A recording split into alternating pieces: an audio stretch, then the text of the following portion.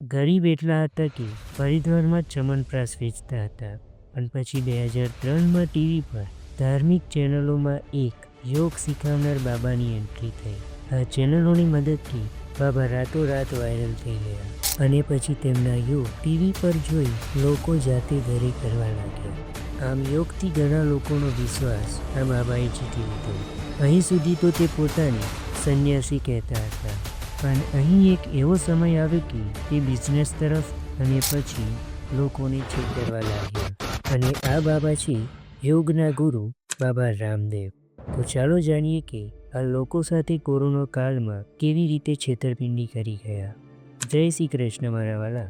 બાબા રામદેવનો જન્મ ભારતના હરિયાણામાં એક ગરીબ ખેડૂત શ્રી રામ નિવાસને ત્યાં થયો હતો.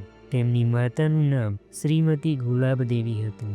બાબા રામદેવને બાળપણથી જ લકવાની તકલીફ હતી, જેથી તેઓ બાળપણથી જ યોગ શીખવા લાગ્યા હતા. બાબા રામદેવે સ્વામી શંકરદેવજી પાસેથી યોગ શીખ્યા. બાબા રામદેવ જ્યારે યોગ શીખવા જતા ત્યારે તેમના ગુરુકુળમાં એક મિત્ર બન્યા જે હતા બાલકૃષ્ણ, અને તે જ આગળ જઈ તેમના વ્યવસાય સાથે જોડાયા. અહીં તેમને કેવી રીતે છેતરપિંડી કરી, કેવી રીતે કરોડો રૂપિયા છાપ્યા. आज पूरा ग्रुप टर्नओवर पतंजलि का लगभग 50,000 करोड़ रुपए. એ તો જોઈશું જ આ વિડીયોમાં, પણ આની શરૂઆત કેવી રીતે થઈ એ જોઈએ. પહેલેથી જ બાબા રામદેવ પોતાને સંન્યાસી ગણાવે છે. आपने योग- संन्यास लिया। હવે બધા જ જાણે છે કે સંન્યાસી એટલે એવો વ્યક્તિ જે પોતાના કુટુંબ અને આખા સંસારની મોહમાયા છોડી દે. और सन्यासी तो सब मोह छोड़ देता है। आपने तो माया से मोहब्बत कर ली। नहीं, मेरी कोई मायावती से मोहब्बत नहीं. नहीं, नहीं, वो હવે વાત કરીએ તેમની છેતરપિંડીની શરૂઆત વિશે. તો તેની શરૂઆત 2003થી થઈ, જ્યારે તેઓ ટીવી પર યોગ શીખવવા લાગ્યા અને તેમના આ યોગ ટૂંક જ સમયમાં વાયરલ થઈ ગયા.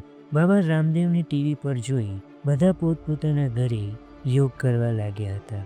આમ બાબા રામદેવે 2-3 વર્ષોમાં જ ઘણા લોકોનો વિશ્વાસ જીતી લીધો. હવે સમય આવ્યો 2006નો, જ્યારે બાબા રામદેવે પોતાના મિત્ર બાલકૃષ્ણ સાથે મળીને પતંજલિ આયુર્વેદા નામની સંસ્થા ચાલુ કરી. અને અહીં જ થોડો વિવાદ થયો કે કેવી રીતે એક સંન્યાસી દવા વેચી શકે, પણ તેનાથી બાબા રામદેવને કંઈ નુકસાન ન થયું. पूछ पड़ेगा मेरी. बाबा जी, आपकी कंपनी पतंजलि. આ સંસ્થામાં તેઓ શરૂઆતમાં શરદી, ગેસ, સાધારણ દુખાવા વગેરે માટે આયુર્વેદિક દવા વેચતા હતા. આવી સામાન્ય દવાથી ઘણા લોકોને ફાયદો થતો. આ દવા કામ કરવા લાગી એટલે તેનાથી તેમને ફાયદો પણ થવા લાગ્યો. પછી 2008માં તેમને ટૂથપેસ્ટ, શેમ્પૂ, ઘી, સાબુ, નૂડલ્સ વગેરે વેચવાનું ચાલુ કર્યું. હવે બાબા ઉદ્યોગ તરફ વળી રહ્યા હતા અને આમ ધીમે ધીમે તેમનો વિરોધ વધવા લાગ્યો. પણ આ તો ખાલી શરૂઆત હતી. આગળ જતાં તો તેમને કોર્ટમાં પણ હાજરી આપવાની હતી. પછી તેઓ બીપી ક્રીટ જે બેબી માટે, મધુનાશની ડાયાબિટીસ માટે, દિવ્યા શ્વાસવાળી વટી શ્વાસની તકલીફ માટે વગેરે દવાઓનું વેચાણ કરવા લાગ્યા. આ દવાઓ વધુ વેચાય એના માટે ખોટા અને છૂટા દાવાઓ ટીવી પર કરવામાં આવ્યા કે આ દવાથી તમારી બીમારીનો નાશ થશે. એટલે જે બીજી દવાઓ લેતા હતા એ પણ આ દવાઓ લેવા લાગ્યા, કેમ કે પતંજલિ ઉપર બધાને વિશ્વાસ તો પહેલેથી જ હતો. અને આનું પરિણામ એવું આવ્યું કે ઘણા લોકોની બીપી વધવા લાગી, ડાયાબિટીસ કંટ્રોલમાં ના રહી અને ઘણાને શ્વાસની તકલીફો વધવા લાગી. આમ તેમને દ્વારા ટીવી પર ખોટી રીતે માર્કેટિંગ કરવામાં આવ્યું, એટલે તેમના વિરોધમાં આવા પીડિત લોકો પણ જોડાયા અને વિરોધ વધવા લાગ્યો. હદ તો ત્યારે થઈ ગઈ જ્યારે તેમને કોરોના કાળમાં કોરોનીલ કરીને એક આયુર્વેદિક દવા નીકાળી, જેમાં પતંજલિ દ્વારા કહેવામાં આવ્યું કે આ કોરોના થયેલ વ્યક્તિઓ હોય તેમને સાજા કરી દે તેવી દવા છે. એટલે કોરોના થયેલ વ્યક્તિઓ બીજા ડૉક્ટરની દવા છોડીને આ દવા લેવા વળગી પડ્યા, જેથી તેમની હાલત વધારે ખરાબ થઈ.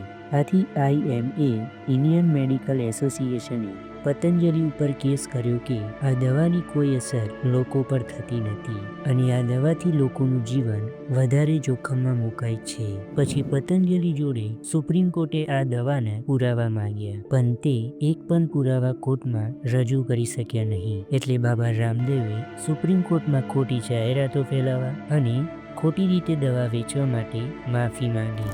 આમાં સંન્યાસી બાબાએ બધાનો વિશ્વાસ જીતી ભારતમાં યોગનો ફેલાવો તો કર્યો, પણ પોતે સંન્યાસી રહ્યા નહીં અને બધાનો વિશ્વાસ તોડી એક બિઝનેસમેન બની ગયા. आज पूरा ग्रुप टर्नओवर पतंजलि का लगभग 50,000 करोड़ रुपए. જે લાગે છે તો સંન્યાસી બાબા જેવા, પણ હકીકતમાં એક બિઝનેસમેન છે.